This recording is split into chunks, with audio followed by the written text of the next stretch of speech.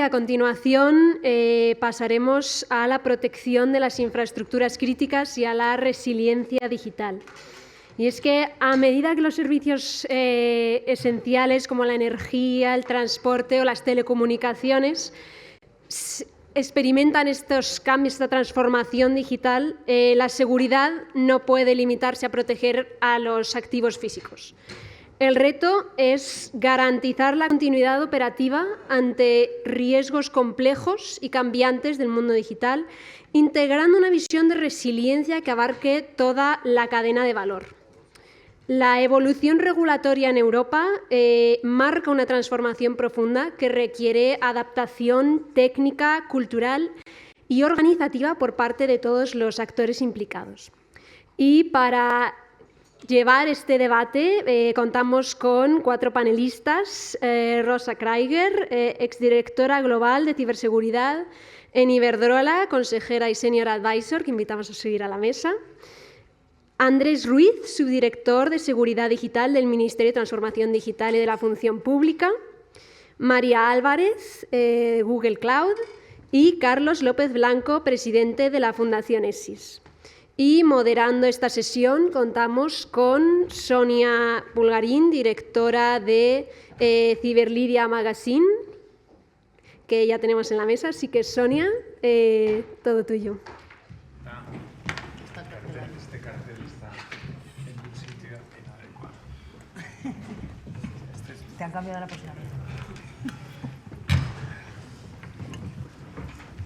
Bueno, buenos días a todos.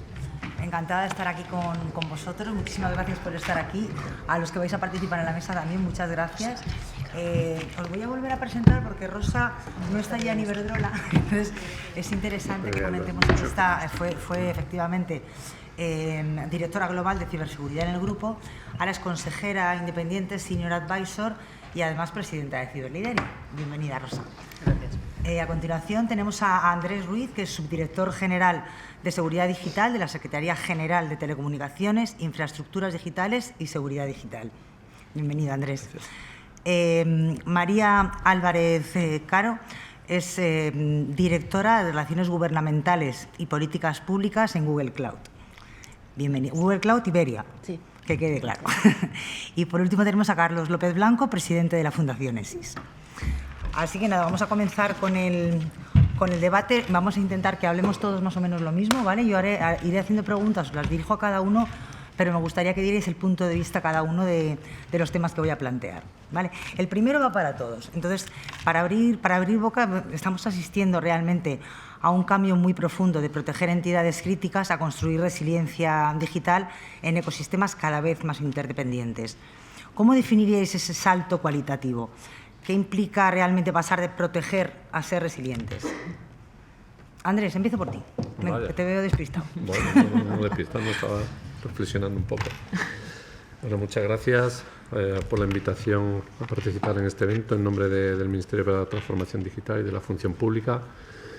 Es una pregunta a la que hemos encontrado alguna respuesta por las crisis que hemos tenido recientemente, ¿no? Y si echamos la vista atrás, en pocos meses hemos tenido el apagón, hemos tenido la Dana de Valencia, hemos tenido importantes incidentes que han afectado a las infraestructuras digitales, ¿no? Y primero quería poner en contexto lo que entendemos por infraestructuras digitales o entiende la normativa por infraestructuras digitales. Infraestructuras digitales son desde la capa de telecomunicaciones hasta la capa de servicio a través de la inteligencia artificial o otro tipo de servicio, pasando por los centros de datos, pasando por la computación cuántica, etc. Proteger todo eso, hemos aprendido, desgraciadamente, que es complicado, sobre todo cuando afecta a la capa más inferior de todas, que es la capa energética, de la que dependen, obviamente, el resto de estas infraestructuras. Y cuando hablamos de resiliencia, que es otro término que hay que clarificar, qué significa, porque lo vimos mucho recientemente, resiliencia es la capacidad, o así lo dice la RAE, la capacidad de un material de volver a su estado inicial cuando se somete a una presión física. Esa es la capacidad que necesitamos y lo que hemos aprendido. cómo de rápidos y cómo de eficaces y de eficientes somos para volver a nuestro estado inicial cuando tenemos una crisis como la que hemos sufrido cualquier entidad de este país.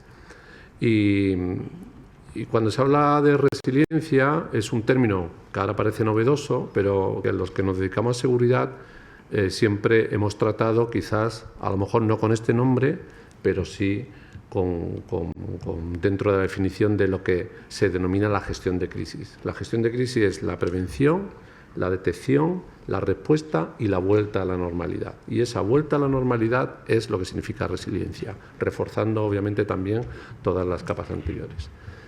El reto para garantizar esto es mayúsculo y lo hemos visto, repito.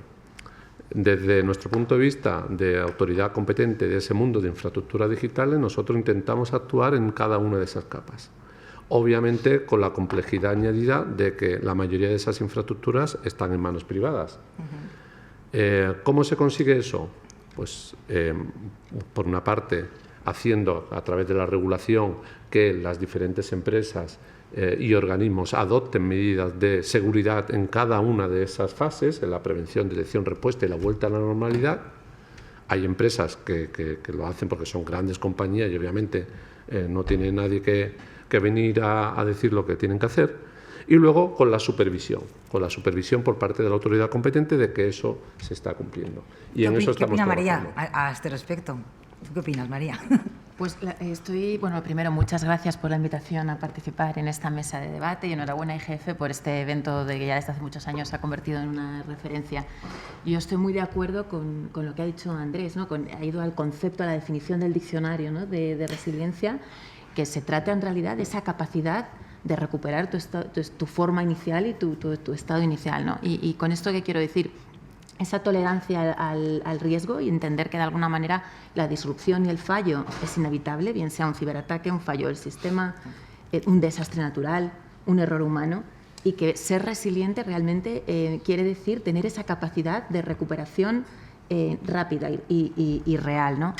La resiliencia, yo creo que hemos pasado hoy en día a asumir que tiene que ser un enfoque integral y holístico, ¿no? Que tenga en cuenta los procesos, la tecnología y también la gobernanza y la cultura empresarial, ¿no? La tecnología sin duda es muy importante, invertir en tecnología, pero es una herramienta y es fundamental también la capa de gobernanza y de cultura empresarial y de procesos. Es cierto que supone un punto de inflexión la tecnología, yéndonos hacia un modelo, pasar de un modelo más reactivo a un modelo más proactivo, predictivo, basado en la automatización. Y yo creo que ya las organizaciones hoy en día asumen que hay que tener en cuenta una serie de procesos holísticos e integrados que van desde la monitorización y evaluación continua de los riesgos, modernización de sistemas obsoletos, ¿no? Muchos de ellos ya hoy en día basados obviamente en la nube por la escalabilidad, flexibilidad, que permite planes robustos de ciberseguridad con cifrado, copias de seguridad, gestión integral de los datos, contar con planes robustos, ¿no? de respuesta a incidentes y de continuidad del negocio, ¿no? En Google nosotros contamos con un equipo, adquirimos Mandiant, que es una consultora de referencia en el ámbito de la ciberseguridad y de las ciberamenazas. Tenemos un equipo que llamamos Google Threat Intelligence, que justo se dedican a lo que es la detección y respuesta frente a incidentes, trabajando en Europa con 2 docenas de agencias de ciberseguridad, también aquí el Centro Criptológico Nacional y 2 docenas de gobiernos en toda Europa, y hacen una labor también muy buena de divulgación y de formación al ecosistema en general, compartiendo muchos de sus informes en abierto, porque yo creo que también el reto del talento y de la formación aquí en este ámbito es fundamental. Por ejemplo, hablaban hace poco, publicaron un informe, un estudio de la Universidad de Minnesota, donde hablaba, por ejemplo, un ataque de ransomware en una infraestructura como, por ejemplo, puede ser un hospital, incrementa la tasa de mortalidad de esos pacientes ingresados en el hospital entre un 35 y un 41%, como consecuencia de que ese hospital haya sido atacado por un ransomware. Bueno, pues hacen una labor, la verdad es que increíble. Pero bueno, volviendo al punto, yo me quedo con ese enfoque integral y holístico, centrado en procesos, tecnología y gobernanza y cultura empresarial. Fantástico. Carlos, ¿tienes algo que añadir? Bueno, yo primero daros las gracias a los organizadores por habernos invitado a esta mesa. Yo quería hacer una reflexión rápida y distinguir dos planos. Por un lado, el plano general de lo que supone la resiliencia. Al final, la resiliencia no es otra cosa que reconocer nuestra impotencia ante la innovación permanente del mundo de la delincuencia digital, ¿no? Eso es una cosa que es evidente, y reconocer que los castillos ya no existen, que ya no puedes establecer un perímetro de protección que te deje exento, como antes pasaba pues, con determinados ámbitos en las empresas de las tecnologías operativas o del Estado y las infraestructuras públicas. Podría dar muchas razones, pero viene en mi auxilio Jaguar. No hay más que ver lo que le ha pasado a Jaguar para ver cómo estamos desde el punto de vista de la ciberseguridad y cómo la resiliencia es absolutamente esencial. Y hemos visto que una empresa como Jaguar ni siquiera tenía un seguro, ¿no?, para los riesgos cibernéticos. Si esto es complejo cuando hablamos con carácter general, lo es mucho más cuando hablamos de las infraestructuras. Y lo es mucho más, primero, por la naturaleza de las infraestructuras. Segundo, porque las infraestructuras son, lógicamente, el objetivo prioritario, no solo de la delincuencia cibernética general, sino de la más peligrosa de las delincuencias cibernéticas, que es aquella que se produce por razones geopolíticas, la de los gobiernos que atacan infraestructuras. Y además es especialmente complicado, y eso lo hace que sea especialmente complicado la resiliencia, porque es difícil entender estos ataques. En un ataque informático cibernético normal, el atacante se rige por el principio de coste-beneficio. Nunca se va a gastar más dinero en el ataque que lo que te puede sacar. En un ataque geopolítico a una infraestructura pública, no. Únicamente se busca hacer daño. Y el otro elemento, aquí es lo que le hace excepcionalmente complejo y es lo que justifica buena parte de las políticas públicas en esta materia, y es que en un entorno de conectividad donde todo el mundo es interdependiente, lo público y lo privado, lo ha dicho Andrés antes, buena parte de estas infraestructuras están en manos privadas.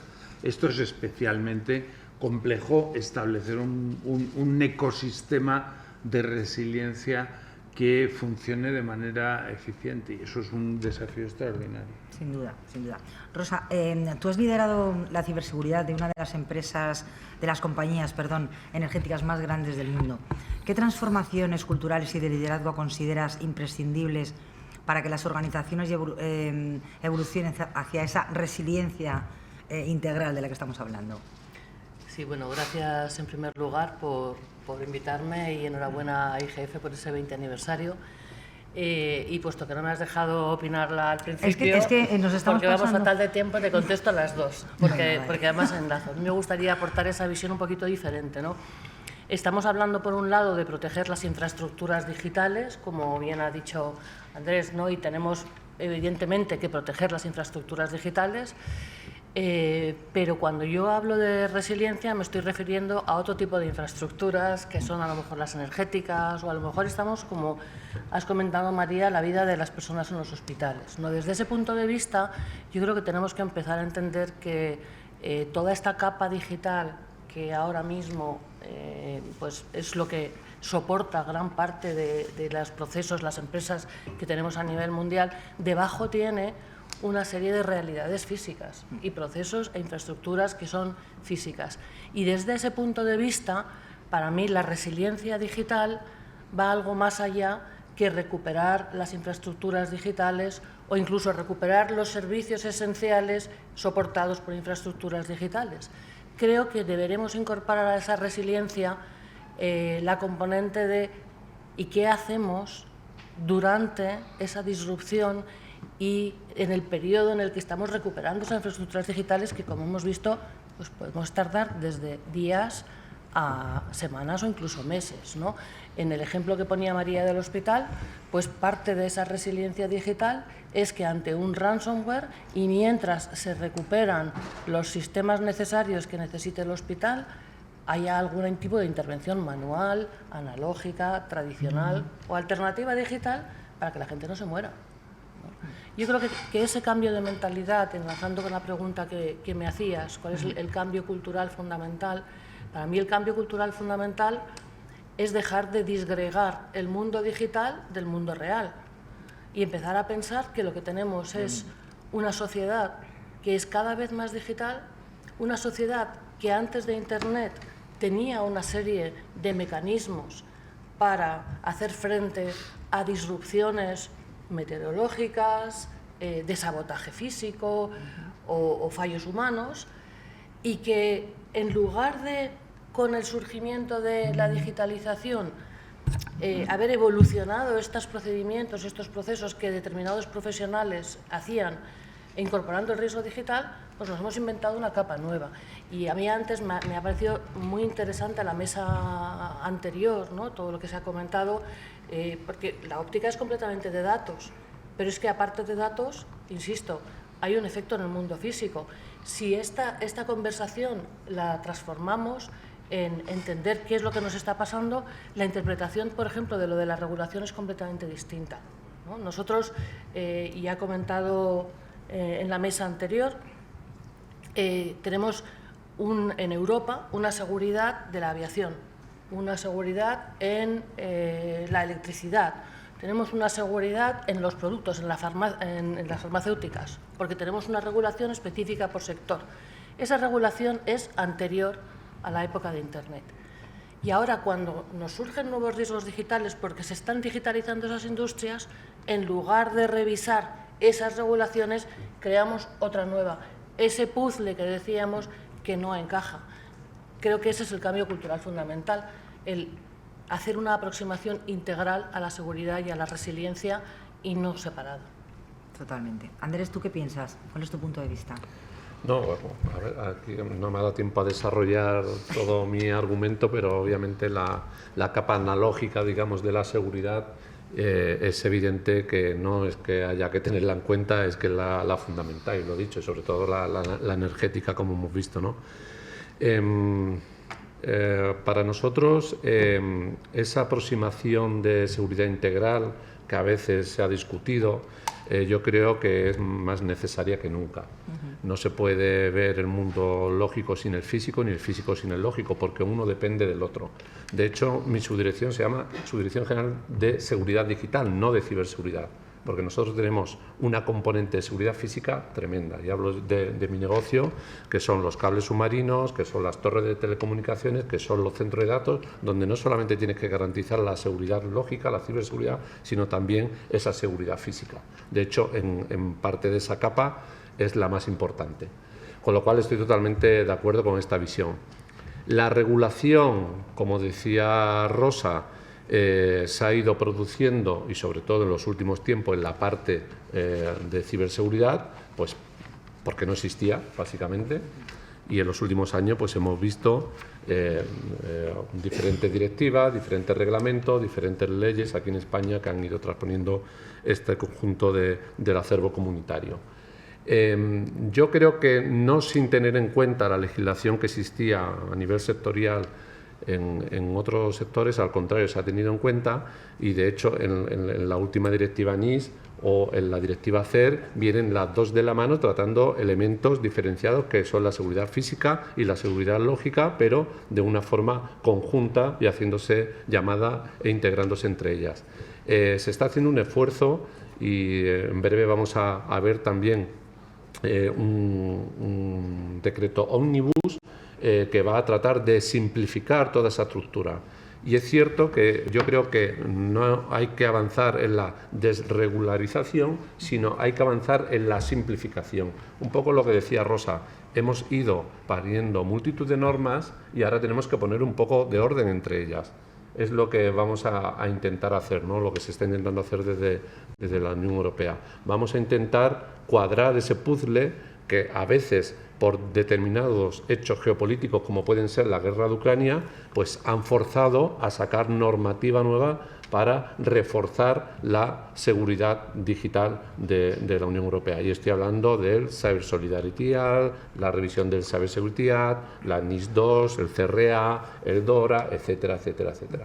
Pero todo es regulación específica ciber, si te fijas. De alguna forma se está separando, sí. Y Carlos es un experto en estos temas, pero estamos separando y no se está tocando la regulación del sector aeronáutico o la del sector eléctrico. Sí, es regulación ciber que afecta a los sectores, y así viene recogido en los anexos, a los diferentes sectores Claro. esenciales. Y luego encajará con la regulación propia o la Directiva de Resiliencia de Entidades Críticas.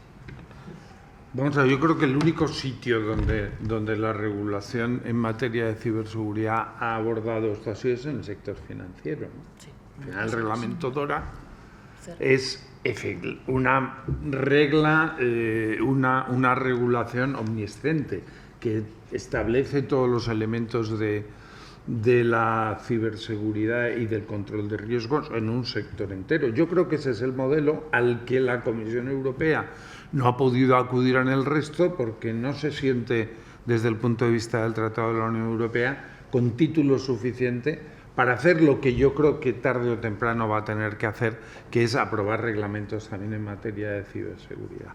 Porque al final aquí hay un problema desde el punto de vista de la regulación europea, y es que el Tratado de la Unión, y esa es la tensión que hay entre la NIS 1 y la NIS 2, es el Tratado de la Unión establece que la competencia en materia de seguridad es de los Estados. La NIS 1 responde a ese principio, ha sido un gran fracaso y por eso la NIS 2 tiene que ir mucho más allá. La NIS 2 es una directiva que se parece mucho a un reglamento. Y solo desde esta manera integral, como se ha hecho en DORA, se va a poder analizar esto que yo insisto, como Rosa ha hecho, que yo creo que es un elemento absolutamente esencial, dejar de hablar ya de ciberseguridad y empezar a hablar de seguridad. Y la seguridad en el siglo XXI es un concepto integral, que tiene los riesgos tecnológicos, los riesgos no tecnológicos, y dejar de distinguir, porque la clave de todo esto, y ya me callo, es que vivimos un mundo que se está digitalizando. Luego las fronteras entre lo analógico y lo digital se están desvaneciendo, y cada vez más aceleradamente. Y por tanto, seguir en este paradigma de que hay una cosa que es la seguridad, otra cosa que es la ciberseguridad, etcétera, pues es una cosa que no tiene mucho sentido. Fantástico. María, ¿quieres añadir algo? Sí, Rosa ha comentado un elemento que no habíamos tenido en cuenta en la primera ronda de intervenciones, que era que cuando hablamos de resiliencia no hablamos solo, ¿no?, de esa capacidad pronta de recuperación, sino también de esos planes de contingencia y de, bueno, una vez tenemos la disrupción ahí y nos ha impactado, ¿no?, pues cómo es ese durante hasta la recuperación, un punto también muy importante, pero yo creo que no debemos olvidar el objetivo final, que es la pronta y ágil recuperación, que es lo que en el fondo te va a dar la ventaja competitiva a ti como organización de ser capaz y tener esas capacidades operativas reales de poder recuperarte pronto. Y luego muy de acuerdo también con la reflexión que hacía de que cuando hablamos de resiliencia no solo tenemos que tener en mente la infraestructura digital per se, ¿no?, cables submarinos, centros de datos, sino que al final impacta de manera horizontal al ámbito energético y a muchos otros sectores. Yo, por añadir algo al tema cultural, que para mí es clave, ¿no?, hablaba de ese enfoque holístico e integral que tenga en cuenta procesos, tecnología y cultura. Para mí es clave y por ejemplo con normativas ahora como todo ese paquete legislativo NIS, DORA, donde hay una responsabilidad de la alta dirección del Consejo de Administración y se centra en la alta dirección, la responsabilidad legal y financiera. Para mí la cultura tiene un peso fundamental, ¿no? Y esa, por ejemplo, que sea una cultura y una mentalidad que despenalice el error, en el sentido de que se incentive a los equipos que están, a los soldados de primera línea, estos equipos que están lo más cerca del incidente y son quienes dan esa respuesta, bueno, pues que les incentive para el reporte del fallo de manera rápida, ¿no? No se trata de señalar con el dedo o identificar culpables, sino de aprender del error, porque para tener una resiliencia robusta pasa por tener en mente que no estamos ante un estado final. La resiliencia es un proceso continuo de mejora y ante un fallo insertar ese aprendizaje en el sistema y aprender del fallo y así avanzar en una resiliencia robusta, ¿no? Y luego otro punto importante, creo que es alinear negocio con tecnología y no haber silos, ¿no? Entre la gente de operaciones que vaya por su lado, los desarrolladores por otro, el negocio por otro, y tener esa, digamos, visión más holística. Pero hay una cosa que, como sé que lo va a decir Rosa, me anticipo, y es que una de las cosas que tenemos que aprender, sobre todo en las empresas, es que la responsabilidad de la seguridad no es de los técnicos de seguridad, es de los gestores y de los dueños del negocio. Los que gestionan los negocios al más alto nivel, pero también en un nivel intermedio, son los responsables de la seguridad. La seguridad ya hoy no es un desafío técnico de los CISOs, de los expertos, es un desafío prioritario de toda la gestión, porque en el mundo interconectado que vivimos hoy, los riesgos son de todos y desde ese punto de vista hay que insistir mucho, y ya digo que, como le iba a decir Rosa, me anticipo yo, en que la seguridad tiene que ser una responsabilidad de toda la gestión dentro de una empresa y no solo del departamento de ciberseguridad o del departamento técnico. Está claro. Sí, por alusiones. ¿A qué le ibas a decir? Le iba a decir, pues aprovecho para complementar que hay que entender que la tecnología es un medio. Al final la tecnología está al servicio de los procesos de negocio. Evidentemente, si tu negocio es la nube o la tecnología, pues entonces es tu negocio core. Y ahí estamos separando lo que es el sector puro de de la tecnología de lo que es todos los demás sectores. Para todos los demás sectores la tecnología no es más que un medio, ¿no? Yo soy también de la Politécnica, pero del otro soy ingeniera industrial, y en mi época estudiábamos tecnología, pero otro tipo de tecnologías, que por cierto siguen existiendo y están ahí, y que además ahora estamos conectando, ¿no? Esas tecnologías industriales, igual que ahora las nuevas tecnologías digitales, lo que están es para servir un propósito. Si ese propósito es el que hay que defender, el que hay que proteger. O sea, no se trata de proteger la tecnología. Insisto, si eres Google, sí, claro, se trata de defender tu negocio. Pero en todos los demás casos no. Y estamos mezclando las dos cosas. Estamos pensando que esto va de proteger la tecnología o de proteger la infraestructura. Y lo que va es de proteger el fin último, ¿no? Que persigue la empresa, el interés o la vida de las personas. Adelante, Andrés. Sí, en ese sentido, la NIS 2 establece por primera vez la responsabilidad de los consejos de administración y los responsables de las empresas. Yo creo que es un gran acierto.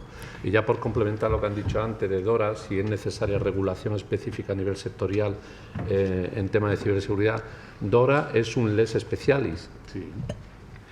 Ahora se está trabajando en otro que posiblemente salga, que será la seguridad aeroespacial, la ciberseguridad aeroespacial en el sector aeroespacial. Obviamente, creo que tampoco podemos ir a un modelo del lex specialis por sector, porque necesitamos también una legislación horizontal común de ciberseguridad. Porque DORA, por ejemplo, establece mecanismos de notificación de incidentes diferentes a los que establece la directiva NIS. Con lo cual ya corremos el riesgo de perder muchas de las ventajas de las que proporcionan mecanismos comunes, como es la compartición de inteligencia, etcétera, etcétera. Estamos trabajando también en simplificar todo eso, ¿no? En simplificar modelos, y luego en determinados sectores, como puede ser críticos, como puede ser el sector financiero, el sector aeroespacial o algún otro sector, pues ya dedicar medidas concretas o legislación concreta. Aquí se ha hecho, por ejemplo, también en el tema de las telecomunicaciones. Tenemos una Ley General de Telecomunicaciones a nivel sectorial y tenemos una Ley de Ciberseguridad 5G con un esquema nacional de seguridad 5G. ¿Por qué? Porque se ha considerado crítico. Entonces, establecer legislación específica para cada sector no, pero para aquellos elementos considerados como críticos sí. El Reino Unido, por ejemplo, ha hecho una aproximación muy interesante a este puzzle, ¿no? entre la legislación de los sectores y esa transversal que necesitas, porque a nivel transversal esa compartición que tú dices que es fundamental, porque el paradigma que nos ha cambiado es que antes te ponían hacían un sabotaje en una central eléctrica y no te afectaba simultáneamente, no era como el efecto del caos, el aleteo de la mariposa, que te afectase simultáneamente en un supermercado en la otra punta del país. Ahora sí. Ahora resulta que con un ciberataque masivo te pasa todo a la vez. Por lo tanto, creo que necesitamos esa coordinación. Sin embargo, esa coordinación no va tanto de regulación, sino va de mecanismos y de gobernanza pública, pues como tener la agencia de ciberseguridad que se encargue de esto y que, por cierto, en el ámbito de la compartición de información me parece súper importante separar el ámbito regulatorio y sancionador del ámbito de compartición, porque las empresas también tienen que defender a sus accionistas y no exponerse a una sanción de una organización por querer colaborar con el Gobierno y con el resto de empresas en compartir información, porque los propios abogados impedirían a los técnicos esa compartición o tendríamos que ir a reportar acompañados del abogado, cosa que en el caso de un incidente que hay que ser rápido es poco práctico. Yo creo que no es el caso en España. Creo que no es el caso. Es decir, aquí existe, por ejemplo, herramientas de compartición de información como la Red Nacional de SOC, donde voluntariamente, por cierto, somos el segundo país del mundo detrás de Estados Unidos que más centro de operaciones de seguridad tiene. Se comparte de manera voluntaria información e inteligencia, y ninguna información e inteligencia ahí compartida sirve para abrir un proceso sancionador, al menos que yo sepa. Por otro lado, están los mecanismos oficiales de notificación de incidente, como tú has dicho, separado de lo anterior, donde los sujetos obligados tienen que notificar aquellos incidentes que dice la normativa. Y ahí sí que puede haber un proceso sancionador en caso de que no se haya notificado mal, se haya notificado tarde o haya responsabilidad por parte de la entidad en la falta de diligencia. O sea, son cosas totalmente diferenciadas y creo que en España se está haciendo así. Dinos, Carlos. Yo, en este esfuerzo que estamos haciendo todos por dinamitar el guión que la moderadora... El guión que no voy a seguir en absoluto, está clarísimo. Yo quería hacer dos precisiones sobre dos comentarios. Primero, yo no puedo estar más de acuerdo con lo que ha dicho Andrés. Mi reflexión sobre el DORA no es tanto de sectorialidad como de intensidad regulatoria. Lo que yo quiero expresar ahí es que el grado de intensidad regulatoria de DORA es el que vamos a tener en el futuro. Luego, con mayor simplificación, menor simplificación, omnibus, no omnibus, que ya veremos omnibus, que aquí está todo el mundo estupendo con que va a venir el omnibus digital, y yo creo que el omnibus digital se va a parecer mucho al Pacto de los Montes. Entre otras cosas, porque la DSA y la DMA, que son las más complejas, no están ahí, y es que, pero vamos, no hemos venido aquí a hablar del omnibus. El segundo tema lo ha tocado Rosa, y yo creo que es absolutamente crucial cuando hablamos de protección de infraestructuras y de seguridad de infraestructuras, que es un esquema claro y preciso de gobernanza pública. Porque el problema al que nos enfrentamos aquí es que, claro, la protección de una infraestructura implica un mecanismo muy complejo, lo ha dicho Andrés antes, porque buena parte de esas infraestructuras están en manos privadas. Y además, una vez que tú pones una infraestructura en manos privadas, de repente te viene toda la cadena de suministros. Luego, esto es un mecanismo, protección de infraestructuras, excepcionalmente complejo, que requiere normas de gobernanza claras. Y por eso esto es una de las razones por las que nosotros desde la Fundación ESIS hemos defendido y seguimos defendiendo la necesidad de que haya un organismo coordinador que tenga todas las capacidades para establecer la gobernanza pública y que además tenga algo muy importante, que no solo capacidad de gestión pública, sino capacidad de apoyar a las empresas cuando tienen incidentes y cuando reciben ataques. Y eso nos parece que es un elemento absolutamente esencial en toda la gobernanza de la ciberseguridad. Bueno, como hemos tenido, por cierto, toda la vida con fuerzas y cuerpos de seguridad del Estado para proteger las infraestructuras críticas frente a ataques físicos. Yo creo que debemos remitirnos un poco al modelo que hemos tenido toda la vida. Ha funcionado, es decir, necesitamos una colaboración también con fuerzas del orden digitales que nos ayuden. Por cierto, en el ámbito de la inteligencia debe ser conjunto, porque yo creo que hoy en día los atacantes no están diferenciando, ¿no? Y dicen, no, espérate, es que yo soy el atacante físico y yo soy el atacante ciber. Están utilizando métodos híbridos y, por lo tanto, en el ámbito de la inteligencia necesitamos esa aproximación híbrida. Creo que en esa colaboración que necesitamos con fuerzas y cuerpos de seguridad, que ya, insisto, hemos tenido de toda la vida, porque las infraestructuras críticas, las empresas privadas no somos capaces de protegerlas por nuestra cuenta, tenemos que remitirnos al mismo modelo en el ámbito digital, que es más complejo, porque el ámbito digital no tiene fronteras, es más abierto, entran temas de ataques exteriores de difícil atribución, pero creo que nos deberíamos remitir a ese mismo modelo. Sin duda. Sí, yo soy guardia civil, que voy a decir que, obviamente, y siempre lo he dicho, ¿no? Nosotros somos 85.000 hombres y mujeres, policías son 70 y pico mil, y dedicados a ciberseguridad es una tasa muy pequeña. Cuando el 25% de la tasa de criminalidad hoy en día es cibercriminalidad. Obviamente hay que reforzar esas capacidades, hay que reforzar las agencias nacionales de ciberseguridad en el modelo que decía Carlos, de ayudar a las empresas cuando tienen un gran ciberincidente, por supuesto que sí. Tenemos que avanzar en ese sentido, es decir, esto no solamente es regulación, es también dotarnos de capacidades, ¿no? Este último año se ha aprobado el Plan Nacional de Ciberseguridad, o se ha dotado económicamente con 1.157 millones de euros precisamente para reforzar esas capacidades. Pero queda muchísimo por hacer. Hemos tenido 275.000 incidentes, y repito, incidentes, no ciberataque, porque a veces confundimos los términos. Esos son datos oficiales recogidos en el Informe Anual de Seguridad Nacional. ¿Y por qué digo incidentes? Porque muchas veces no son ciberataques, sino son errores de software, errores de humanos, errores de hardware, etcétera, ¿no? De hecho, pues hemos visto un incidente grave en un operador cloud hace 3 semanas que no fue un ciberataque, ¿no? Y sin embargo afectó igual o por igual a toda nuestra sociedad digital. Hay que avanzar en la construcción de capacidades sin dejar de la mano avanzar en el modelo de gobernanza y en la regulación. Yo creo que es fundamental. Y vuelvo a repetir lo mismo, la mayoría de estas infraestructuras están en manos privadas. Sobre todo, cada vez más estamos claudificando la sociedad. Estamos claudificando la sociedad, nuestras empresas, nuestros organismos, a nivel particular también, e incluso muchos de los servicios críticos. Entonces, al final, nuestra seguridad la estamos delegando en determinadas empresas. A esas empresas tienen que tener una cierta supervisión para poder cerciorarnos desde el punto de vista público que estas empresas privadas cumplen con la normativa de seguridad. Y también entro aquí en lo que decía Rosa un poco, ya no nos vale con el plan A, B, es decir, necesitamos un plan Z, y lo hemos visto en el apagón, ¿no? He ido a presentar las conclusiones de la investigación que hicimos durante el apagón en la parte de ciberseguridad, que es lo que a mí me toca, no en la parte industrial, pero yo lo he presentado a los colegas de la OTAN, a los colegas de la Unión Europea, para sacar lecciones de lo que allí pasó.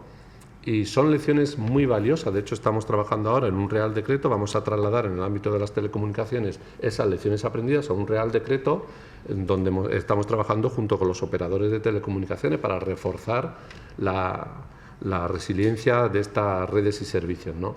Entonces, yo creo que hay que trabajar en diferentes capas. Creo que lo estamos haciendo. Obviamente todo es mejorable, los recursos no son infinitos, son finitos, pero cuando hablamos del mundo físico, y he hecho mucha guardia en el Banco de España y en centrales nucleares, el perímetro está muy claro. Cuando hablamos de recursos lógicos, ni está tan claro, ni se cuentan con suficientes profesionales, y aquí entro en la fase que comentabas tú, de la importancia de la cultura, de la formación, del talento. No es fácil tener una persona que sepa de ciberseguridad, y mucho menos aún un funcionario que sepa de ciberseguridad, y mucho menos aún un guardia civil o un policía nacional que sepa de ciberseguridad, porque la especialización es tremenda. Entonces, al final, tenemos que ir también a un modelo de confiar en empresas de servicios de seguridad gestionada, que cada vez más estamos adoptando también desde el punto de vista público y desde el punto de vista privado. Y no se trata de externalizar la ciberseguridad ni la seguridad, porque la responsabilidad, la normativa dice que es de la alta dirección. Se trata de adoptar medidas de seguridad adecuadas con personal adecuado, formado, que a lo mejor tú no te puedes permitir o que tienes un nivel de rotación excesivo cuando tienes un ascenso y este tío que ha formado durante 5 años se te va porque ha ascendido a otro sitio y se dedica a estar en la valla de Melilla, por poner un ejemplo. Carlos, ¿querías puntualizar? Sí, yo sí quería sobre la gobernanza. Me salgo un poco de la infraestructura y vuelvo a algo que ya he mencionado antes, pero que sí pone de manifiesto. Primero, que estamos aquí en un mundo interrelacionado todo. Lo público, lo privado, la seguridad, y ese es uno de los grandes desafíos aquí. Y vuelvo sobre un caso del que me he referido antes, que es el de Jaguar. ¿Por qué? Porque en Jaguar, ¿qué nos hemos encontrado? Nos hemos encontrado un ataque a una empresa privada al que le han dejado un mes sin fabricar, que se dice pronto. Cosa que hace 15 años o 20 años no hubiera pasado, porque hace 15 o 20 años la tecnología operativa esa sí que estaba hace 20 años en un castillo, y hoy no. ¿Cuál ha sido la consecuencia? Y ahí voy a la gobernanza. De repente el gobierno británico ha tenido que salir al rescate de Jaguar. Y ha tenido que darle una ayuda pública de Jaguar de 1.000 y pico millones de libras. O sea, eso quiere decir que ahí los mecanismos no han funcionado. Ahí los mecanismos de gobernanza no han funcionado. Entre otras cosas, porque resulta que una de las cosas que hemos sabido es que Jaguar no tenía un seguro que le cubriera esos costes. Y el Estado británico ha tenido que ir con una subvención pública para evitar males mayores. Luego, aquí vivimos un mundo donde la interrelación de un factor con otro es permanente, constante. Lo público, lo privado, las tecnologías, todo. Y este es un caso, no es de infraestructuras, pero que ha afectado directamente hasta el punto de que el gobierno británico va a gastarse 1.000 y pico millones de libras de los contribuyentes. Qué barbaridad. María, para cambiar un poquito de tercio, te comento, en un contexto de hiperconectividad y nube híbrida, la resiliencia ya no depende solo de la infraestructura, tal y como estábamos hablando, sino también del dato y de la capacidad de anticipación. ¿Cómo puede la tecnología, y en particular la IA, ayudar a construir esa resiliencia operativa real y no solo teórica? ¿Tú qué crees? Sí, a ver, la tecnología y particularmente la IA ha supuesto un punto de inflexión, ¿no? Porque es lo que está permitiendo ese cambio de enfoque, un enfoque ya más basado en la anticipación, la prevención, ¿no? La respuesta y la recuperación frente a incidentes, ¿no? Que permite la inteligencia artificial, pues esa observabilidad, la automatización inteligente, ¿no? Para asegurar así la continuidad de los servicios críticos.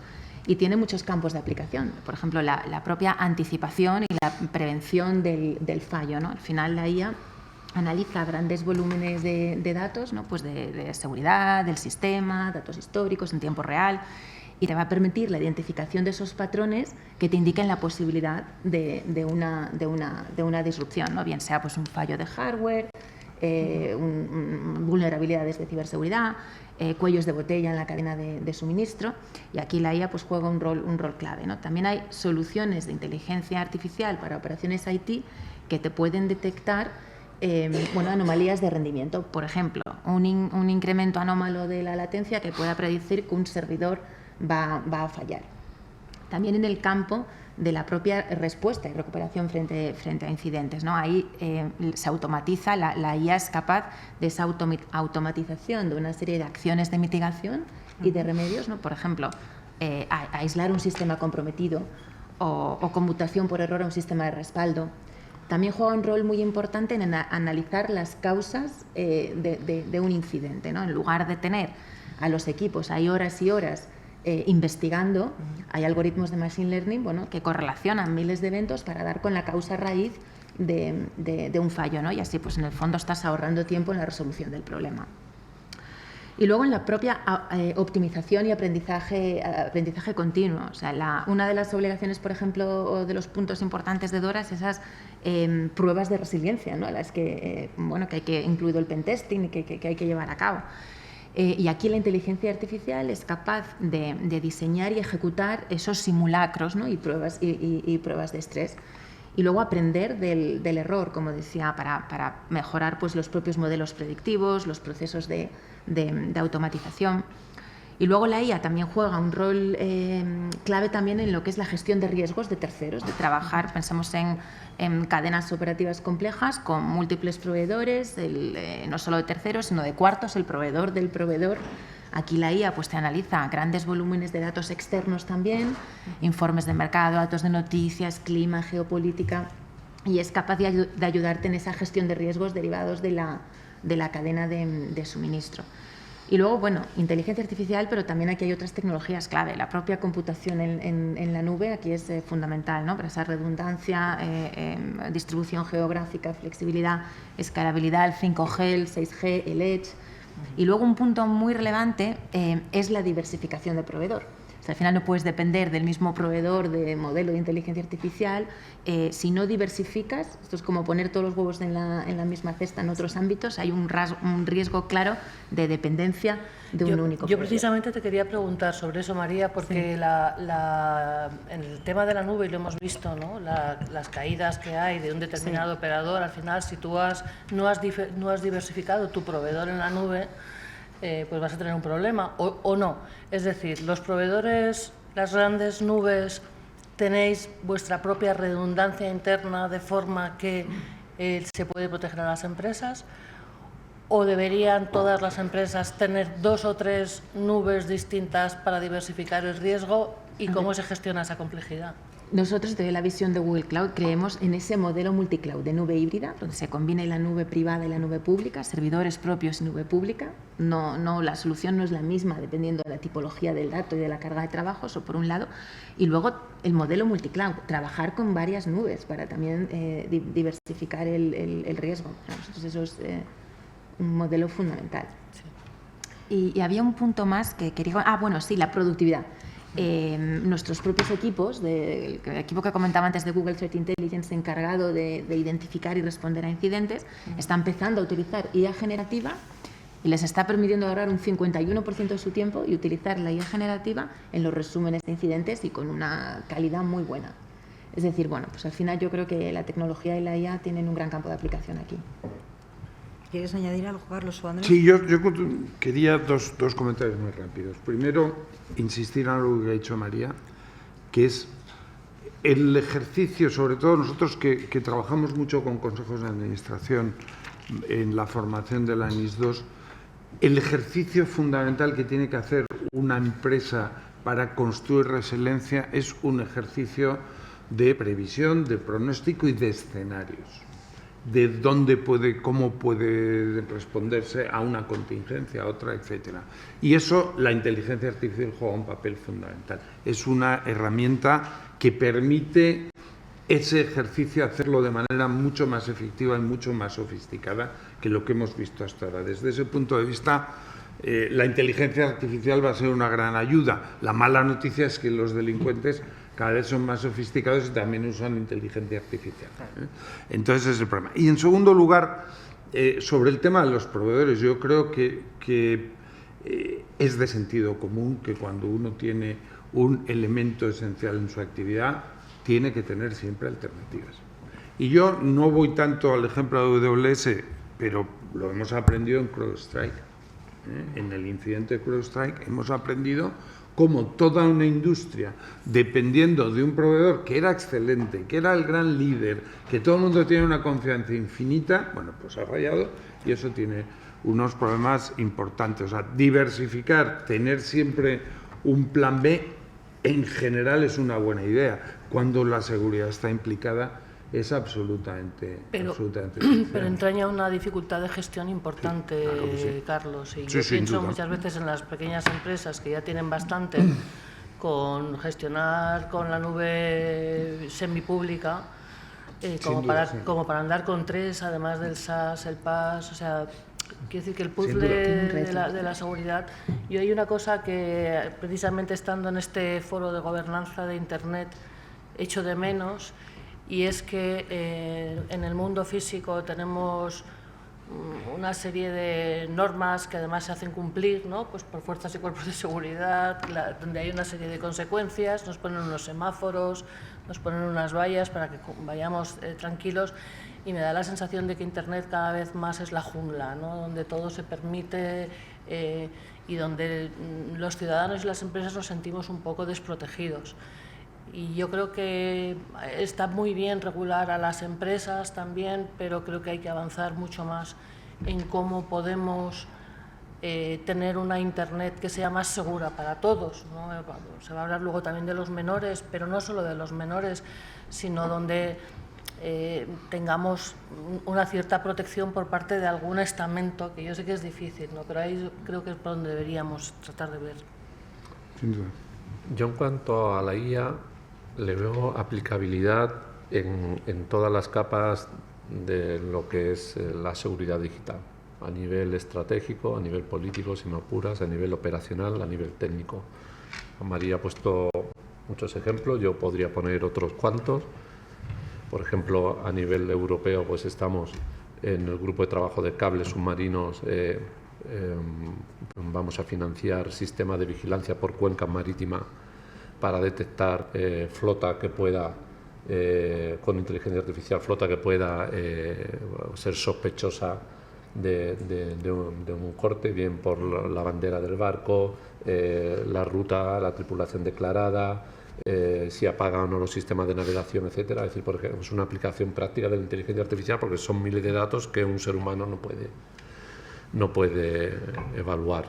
En la investigación del apagón a mí me sorprendió, porque los informáticos, los telecos, a veces pensamos que somos exactos, ¿no? O somos muy exactos y que nos movemos en el segundo, ¿no? Y que nuestros logs son lo más parecido a la matemática perfecta. Pero cuando entras en el mundo de la ingeniería industrial te das cuenta que somos aficionados.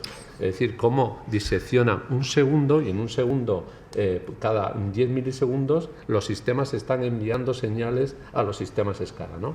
Entonces, yo ahí le veo una aplicabilidad total. Son millones de datos por hora que se generan y que un ser humano no puede evaluar, ¿no? Aquí, quien realmente va, digamos, a sacar mayor provecho va a ser aquel que se forme y aquel que tenga acceso a la inteligencia artificial. Y por eso hay que democratizarla. Y hablaba Rosa de las pymes. A mí es lo que me preocupa. Somos un país de pymes.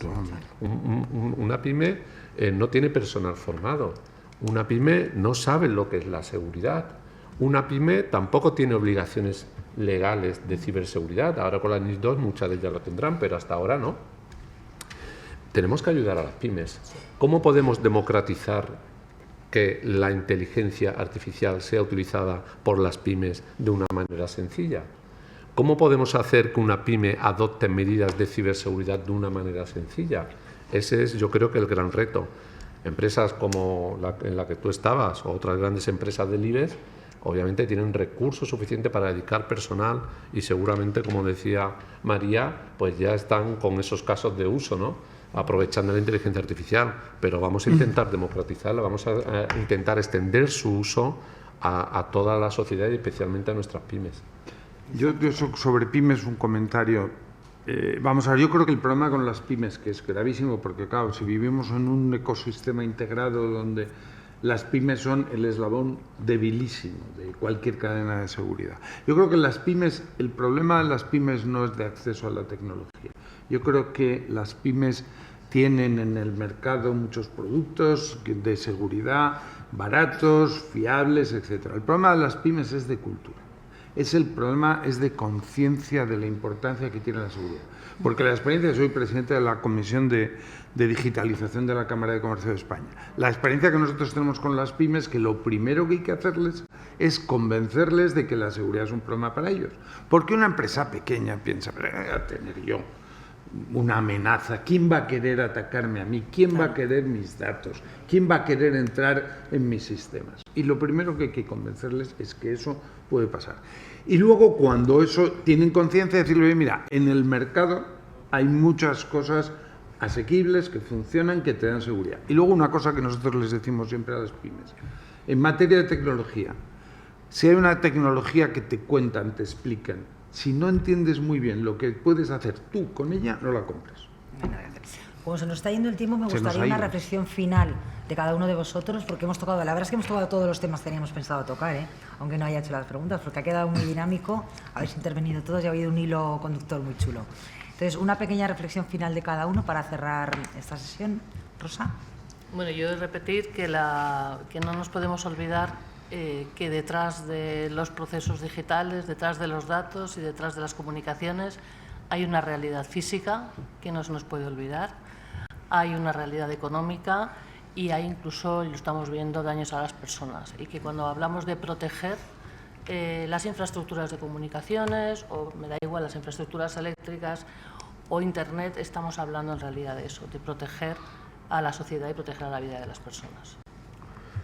Mi reflexión va en el sentido de las lecciones aprendidas de las crisis. Las crisis tienen una parte buena y es que enseñan a base de tortas, sobre todo a la alta dirección, ¿no? Y enlazo con lo que ha dicho Rosa. Habitualmente esto era el mundo de los técnicos, era el mundo de estas cuatro paredes, de estas universidades, donde nosotros nos formábamos, llegabas a una empresa, a una institución, y bueno, pues eso del servidor es cosa del de informática o de telecomunicaciones si pasa algo. Eso ha cambiado radicalmente por las lecciones aprendidas de la crisis. La alta dirección ha aprendido de que esto no es un tema más de planes de contingencia informáticos, es un tema de supervivencia de negocio. Y a la medida que tú te vas claudificando, a la medida que te vas digitalizando, a la medida que te vas transformando digitalmente, tu negocio lo está haciendo. Y creas una dependencia y tienes que tener en cuenta la seguridad y esa dependencia. Y de manera holística, no desde un punto de vista exclusivamente técnico. Es más, me atrevería a decir que el asunto técnico, como decía Rosa, no es el primario. El negocio está por encima y tienes que ver eso de manera holística. Ya no se trata de planes de contingencia, se trata de supervivencia de negocio. Pues siguiendo un poco con la reflexión de Andrés, ¿no? Y de lecciones aprendidas de la crisis, comentabas en general el aprendizaje en la resiliencia, ¿no? No es un estado final, es un proceso continuo de evolución y de aprendizaje que no va solo de técnicos, como bien dices, sino que impacta en el negocio. O sea, todos al final en la empresa tienen que entender cuáles son los servicios críticos para el cliente, también para priorizar en la recuperación en función de aquello que tenga mayor impacto en negocio y fortalecer, gracias al aprendizaje, esa capacidad de respuesta. Fantástico. Yo simplemente reiterar algo que ya he dicho y creo que hemos dicho todos, el desafío de la ciberseguridad y la resiliencia es un desafío colectivo, afecta a lo público, afecta a lo privado, a las empresas grandes, a las empresas pequeñas. Por eso este concepto de la cultura de la ciberseguridad, que parece una cursilería de concepto, es muy importante, precisamente porque hay que darle a todo el mundo conciencia de esto. Y en ese contexto hay dos grandes responsables. Uno, porque es su responsabilidad natural, que son los poderes públicos que tienen que contribuir a crear eso y dar los mecanismos para construir la resiliencia. Y el otro gran agente, que son las empresas grandes, a las que, no por su papel natural, pero sí porque se les ha atribuido ese papel, tienen una responsabilidad especial con toda su cadena de suministros. Y tienen que garantizar que esos niveles de seguridad se mantienen no solo en ellos, sino aguas abajo en todas las sectores y las cadenas de producción. Está claro. Pues de nuevo, muchísimas gracias, Rosa, María, Andrés, Carlos. Muchas gracias a todos ustedes por estar aquí con nosotros y gracias por todo lo que nos habéis enseñado y aportado hoy. Muchísimas gracias. Gracias a vosotros. Gracias.